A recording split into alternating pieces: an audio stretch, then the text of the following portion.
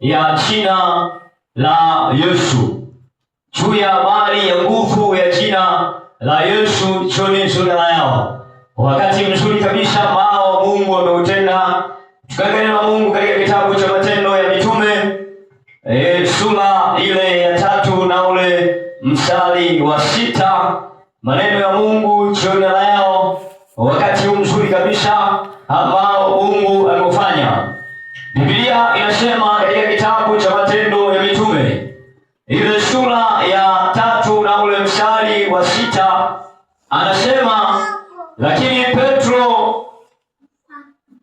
Petro akasema, mimi sina fedha wala dhahabu, lakini nilicho nacho ndicho nikupacho. Kwa jina la Yesu Kristo wa Nazareti, simama uende. Biblia inazungumza katika kitabu cha Matendo ya Mitume, wakati ambapo Petro pamoja na Yohana walipokuwa wakiingia kanisani ama hekaluni, walikuta mtu mmoja ambaye Biblia inamzungumza. Mtu huyu alikuwa akikaa malangoni, akiwa ni mtu ambaye anasubiria watu wanapoingia kanisani ama kutoka wampatie chochote kitu walichokuwa nacho.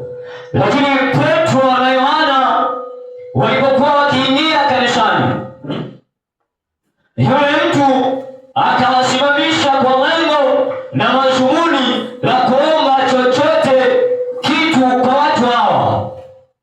Lakini Petro anamweleza mtu huyu, anamwambia kwamba hana cha kumpa, lakini analo jina la Mungu. Hana fedha wala hana kitu chochote cha kuweza kumpatia mtu huyu, lakini jina la Kristo, lakini jina la Yesu wa Nazareti, kwa sababu jina la Yesu ni zaidi ya vitu vyote ambavyo mwanadamu ambavyo wanavyovitegemea, kwa sababu jina la Yesu ni jina lenye nguvu na jina lenye mamlaka zaidi kuliko vile vitu ambavyo mwanadamu wanavyovitegemea. Kwa hiyo mtu huyu alipokuwa akiomba apewe fedha, lakini Petro anamjibu, anamweleza ya kwamba mimi sina fedha, lakini ninalo jina la Yesu, kwa sababu jina la Yesu ni jina lenye mamlaka, kwa sababu jina la Yesu ni jina lenye nguvu, kwa sababu jina la Yesu ni jina la kuharibu kila ngome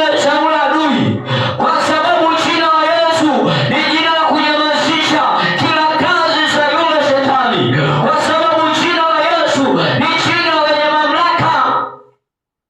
Biblia inasema Petro akamwambia mtu yule, akamwambia simama, akamshika mkono wa kuume, akamwinua, mara nyayo zake na vifundo vya miguu yake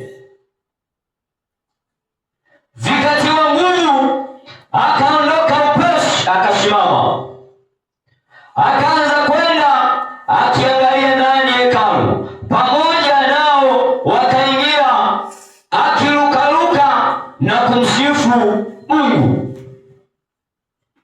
Kiangalia mstari wa 17 na 18,